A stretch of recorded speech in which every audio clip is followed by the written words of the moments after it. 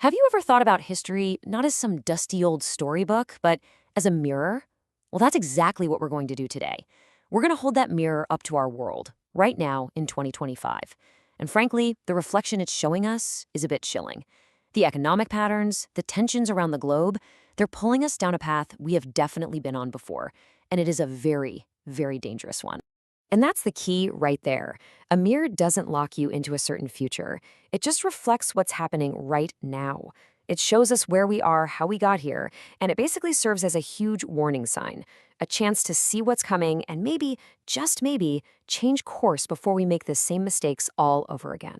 So when we do look into that mirror today, wow, the reflection is unsettling. The global mood, the way countries are behaving, it all feels eerily familiar. It looks a lot like a decade we all really hoped was ancient history. To really get what we're seeing today, we have to first look at the original image in that mirror. We need to understand that economic chain reaction that led the world into its absolute worst conflict. You see, it didn't just happen overnight. It was a classic domino effect. After World War I, the 1920s were this fragile attempt to put the global economy back together. But then, bam, 1929, the Great Depression hits, and the whole system just shatters. What came next? Countries threw up walls, rampant protectionism. That forced them into these aggressive, self-sufficient little economic empires, which led, you guessed it, directly to war. And this number, this is the gut punch. Between 1929 and 1933, global trade collapsed by 2/3. Just let that sink in for a second. The economic connections that held the world together didn't just get a little weak, they were completely severed. So what happens when you can't trade peacefully for what you need? Well, countries like Germany, Japan, and Italy decided to take another route. They couldn't buy the oil, the rubber, the grain they desperately needed anymore, so they decided they were going to conquer it. These weren't just abstract economic ideas, Lebensraum, the co-prosperity sphere. These were justifications for war. It was a resource grab, plain and simple, all because global trade had died. Okay, so that was then. Now, let's hold that mirror up to today. What does that reflection look like for us? Well, as you're about to see, the echoes from the past are frighteningly loud and clear. Look at this. The parallels are just startling. Back then, the Great Depression. Today, we have the post-pandemic slowdown and endless tariff wars. In the 30s, they had one giant, infamous trade barrier, the Smoot-Hawley tariff. Today, we have over 3,000 different trade restrictions in place globally. Back then, they called it building closed economic blocks. Today, we have fancier terms like friendshoring, and even the resources have changed. It was oil and rubber then, it's lithium and cobalt now. But that desperate, intense race to control them, it's exactly the same. Yeah, and these new buzzwords, friendshoring, nearshoring, don't let them fool you. It's the same impulse from the 1930s, just dressed up in modern corporate speak. We're actively moving away from a world where you buy things from whoever makes them best and cheapest. Instead, we're building walled gardens, only trading with countries that are politically on our team or just happen to be next door. It's the definition of economic fragmentation. And here's what that looks like in the real world.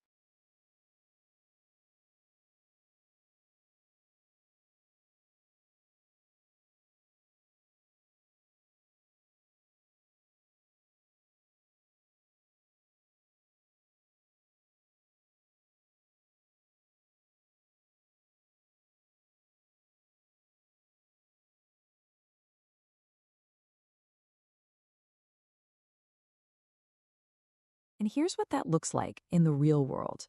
Global trade growth has absolutely slowed to a crawl. I mean, look at this. We're running at about half the historical average right now, and next year it's projected to be almost zero.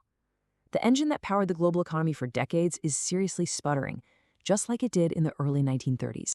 So, the big question is why? Why does this pattern keep repeating? The sources we're drawing from for this explainer make a really strong point. It's a mistake to just blame this on a few bad politicians or some random historical accident.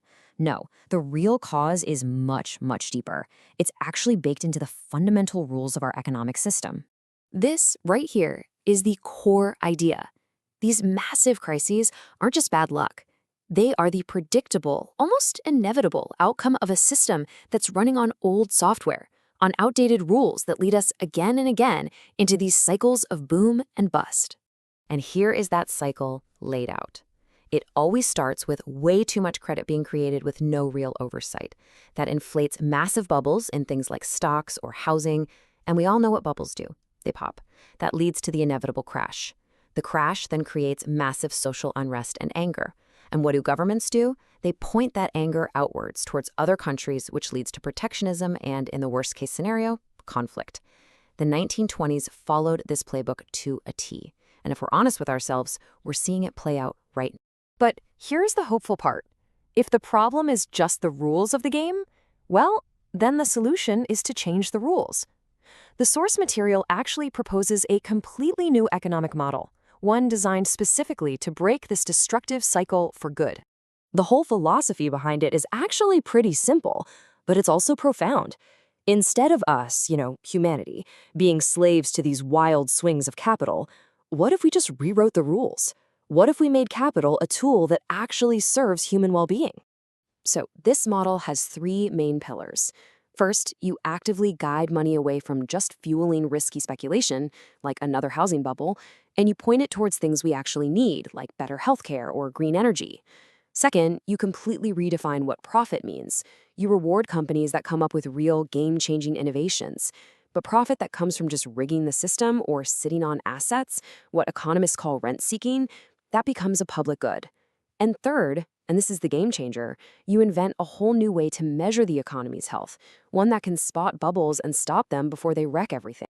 And that new measurement is called the Social Efficiency Ratio, or SER. Think about it. GDP, the number we always hear about, it just asks one question. Did the economy get bigger? The SER asks a much better question. It asks, for every new dollar we pumped into the system, did our society's well-being actually improve? So a new casino might make GDP go up, but the SER would ask, yeah, but did it improve public health? Did our air get cleaner? It forces us to measure what actually matters. Which brings us to the final and most important point.